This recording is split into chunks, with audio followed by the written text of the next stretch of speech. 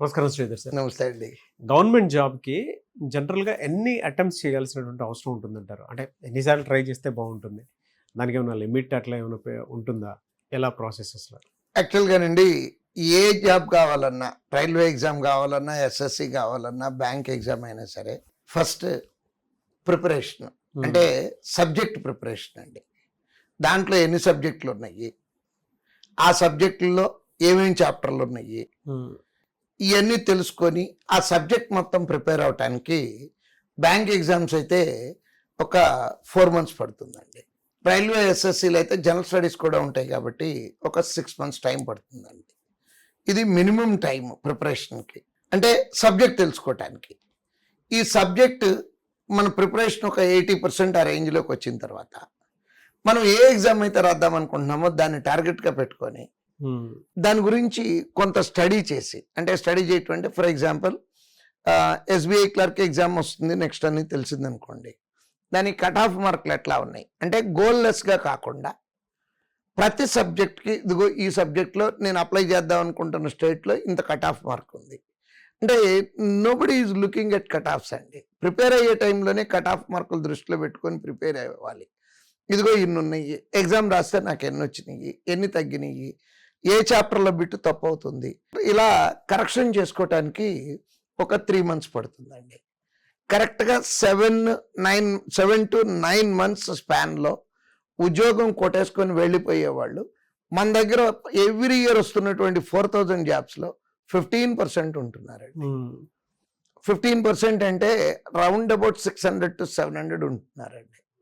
నేను ఈ సంవత్సరం మీ ద్వారా స్టాటిస్టిక్స్ కూడా మొత్తం రిలీజ్ చేద్దాం అనుకుంటున్నా.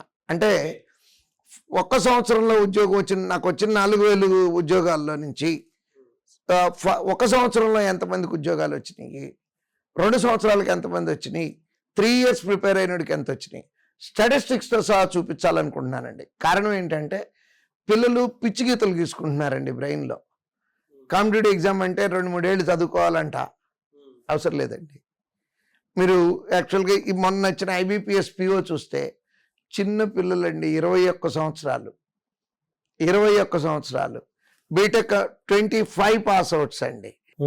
అంటే 25 మేలో పాస్ అవుట్ అయ్యి బయటకు వచ్చిన పిల్లలు 40-50 members ఉన్నారండి IBPS PO.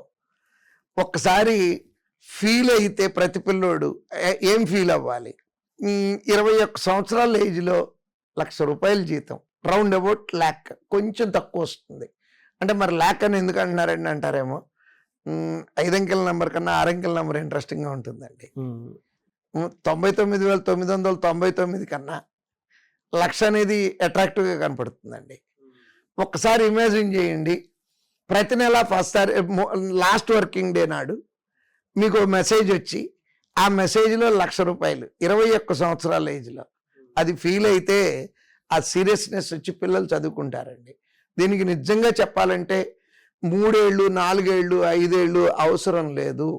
3 ఏళ్ళు 4 ఏళ్ళు 5 ఏళ్ళు ప్రిపేర్ అవుతున్నారంటే మీనింగ్ ఏంటంటే ప్రాపర్ గైడెన్స్ అన్నా ఉండకపోవాలి, గైడెన్స్ ఉన్నా దాన్ని ఉపయోగించుకోకుండా అన్నా ఉండాలి. అంతే తప్పించి ఇప్పుడు అందరికీ సంవత్సరంలో రావట్లేదండి, కానీ రెండో సంవత్సరం వచ్చేటప్పటికి 40% సక్సెస్ రేట్, వచ్చిన ఉద్యోగాల్లో 40% ఉంటున్నారండి రెండో సంవత్సరం.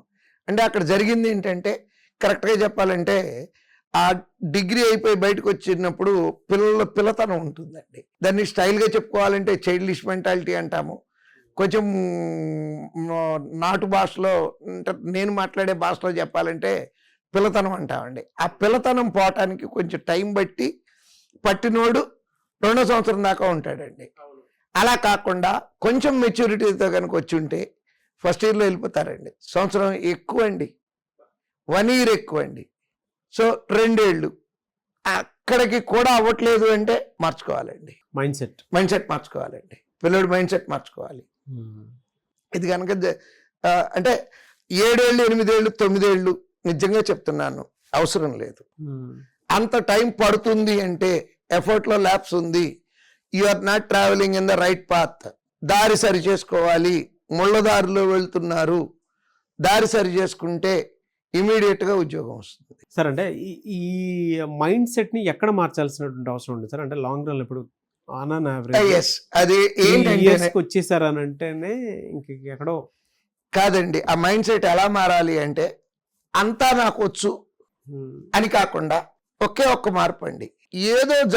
ఏదో తప్పు చేయకపోతే నాకు ఉద్యోగం రావట్లేదు, నేను ఎక్కడో తప్పు చేస్తున్నాను అని ఒక్క పాయింట్కి కన్విన్స్ అయ్యి ఆ తప్పు ఏంటో కరెక్ట్గా వాళ్ళు మార్క్ లిస్టులన్నీ దగ్గర పెట్టుకుంటే వాళ్ళకే కనపడతాయండి. పిల్లలు అసలు మార్క్ లిస్ట్ ఇంకా చూడలేదండి. ఎగ్జామ్ ఫెయిల్ రాలేదు, ఉద్యోగం రాలేదు, కూర్చొని దాని ముందు కూర్చొని మార్క్ లిస్ట్ని అనలైజ్ చేసుకోవాలండి.